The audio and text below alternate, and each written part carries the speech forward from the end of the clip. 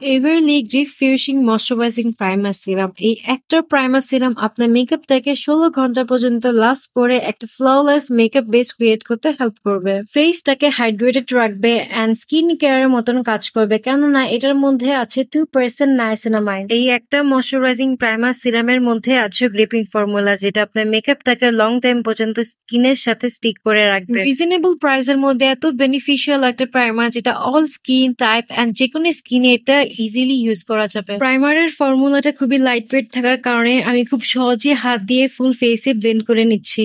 এভারলি beauties এর সব authentic products আপনারা পেয়ে যাবেন সিলেকশিয়া বিউটিতে। আমি স্ক্রিনে স্ক্রিনশটটি দিয়ে দিব পেজের। এভারলি বিউটিজ এর সবগুলো অরিজিনাল প্রোডাক্টস এ থাকবে হোলোগ্রাম, যেটা স্ক্র্যাচ করে আপনি আপনার প্রোডাক্টটি চেক আউট করতে পারবেন। প্রাইমারটা অ্যাপ্লাই করার কিছুক্ষণ পরে গ্রিপিং ইফেক্ট দেওয়া শুরু হয়ে গিয়েছে অ্যান্ড এই গ্রিপিং ইফেক্টে আমার ফাউন্ডেশন থেকে স্কিনের সাথে লং টাইম পর্যন্ত স্টিক করে অ্যান্ড ফ্ললেস একটা বেস আমাকে দেয়।